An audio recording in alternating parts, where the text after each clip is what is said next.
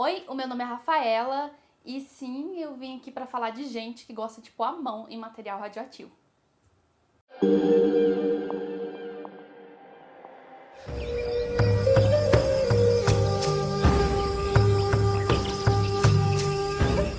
Você já deve ter percebido que quando alguém faz uma pergunta sobre átomos, logo vem alguém com algum experimento esquisito e até mesmo material radioativo para poder responder. E nesse vídeo não vai ser muito diferente. Em 1896, Henri Becquerel descobriu meio que por acidente um fenômeno muito interessante. Cristais que não tiveram nenhum contato com a luz poderiam impressionar uma placa de material sensível. Ou seja, cristais que continham urânio, que não tiveram contato com nenhum tipo de luz, nem mesmo a do Sol, se entrassem em contato com um material fotográfico, por exemplo, poderiam gerar essa espécie de fotografia. Ele percebeu também que quanto maior a quantidade de urânio nessas amostras, mais intensa eram essas radiações. Isso na época causou algumas sensações entre os físicos e químicos, pois isso esbarrava um princípio bem importante, o princípio de conservação de energia.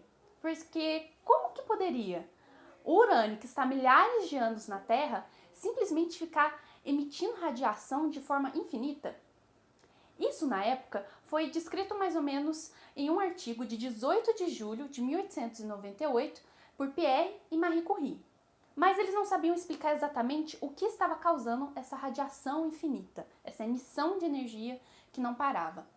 Então, entrou em cena um cientista chamado Ernest Rutherford. Ele era lá da Nova Zelândia. Em 1898, ele foi nomeado professor da Universidade de McGill, que fica lá no Canadá. E ele sempre demonstrou uma aptidão muito grande para a física experimental. Ele então, no próximo ano, em 1899, fez um experimento que foi decisivo para a área da física nuclear. Cobrindo suas amostras de urânio com folhas metálicas de diferentes espessuras e medindo a corrente que passava entre duas placas carregadas colocadas em cada lado, ele foi capaz de deduzir que o urânio emitia duas radiações distintas.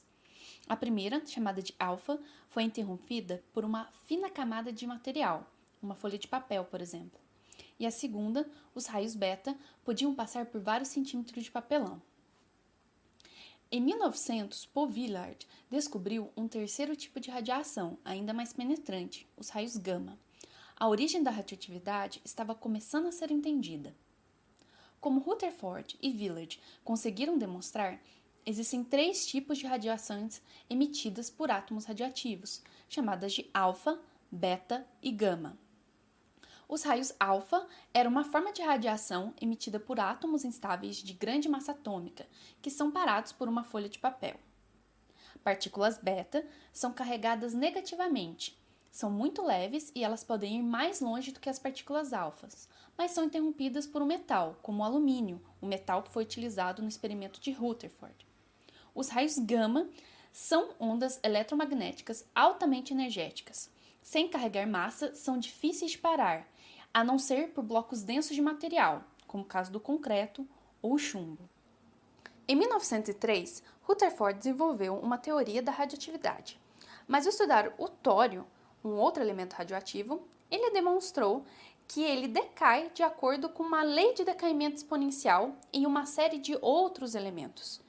Era um questionamento do conceito da indestrutibilidade da matéria. No caso, Pierre e Marie Curie sabiam que as suas amostras estavam perdendo massa, mas elas não achavam que se transformavam em outros elementos. Rutherford também identificou a meia-vida, ou seja, o tempo que a metade dos núcleos radioativos levava para se decompor, como uma das características importantes da radioatividade. Ele considerou, então, que a energia desprendida devido à desintegração de um átomo era maior do que a energia de qualquer reação química. Isso poderia explicar a energia do Sol e a temperatura constante do núcleo da Terra, sugerindo então que poderíamos explorar uma nova forma de energia, a energia nuclear. Foi então, em 1908, que Ernest Rutherford ganhou o Prêmio Nobel de Química devido à sua pesquisa, desintegração dos elementos e o estudo das substâncias radioativas. Em 1907, ele torna-se professor da Universidade de Manchester, onde mostrou que as partículas alfa eram átomos de hélio desprovidos de suas cargas negativas.